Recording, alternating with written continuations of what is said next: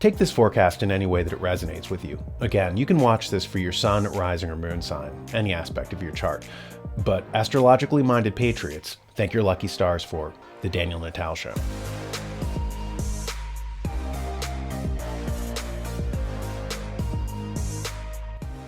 We're starting this presentation with the paranormal, what most people would consider woo-woo.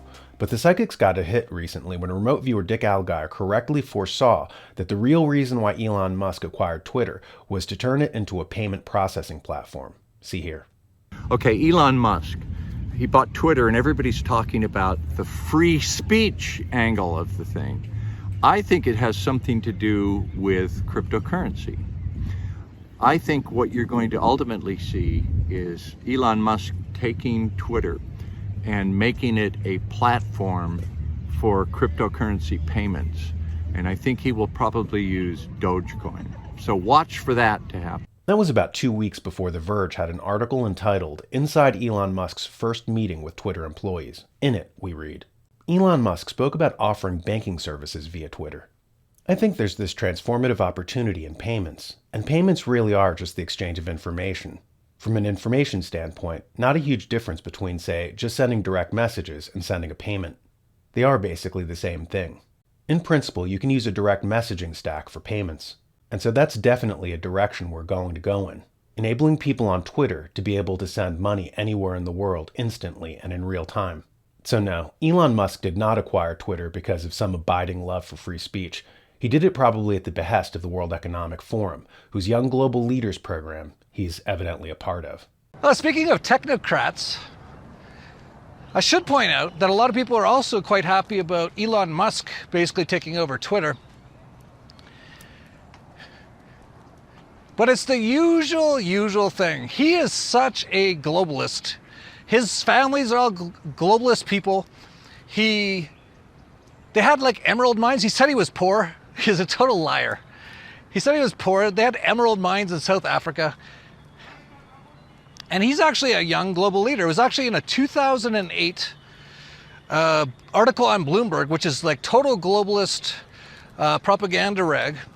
The article's entitled, Young Global Leaders Anderson Cooper and Leonardo DiCaprio are in the most exclusive private social network in the world. And in the article it says, Elon Musk, the chairman of Tesla Motors, the much publicized electric sports car company, is a new young global leader. That was 2008. I should point out, in 2008, Tesla was worth almost nothing, but then he became a young global leader, and then he got literally tens or hundreds of billions of dollars from governments across the world, all controlled by Satan Klaus, and then all of a sudden he's the richest guy in the world. And he basically is, or wants to be, a total technocrat. What's interesting is, that's what his grandfather was in like the 1950s, which is hard to believe. Elon Musk's grandfather, Joshua Haldeman, was the head of the Technocracy Party of Canada when it had over 500,000 card-carrying members.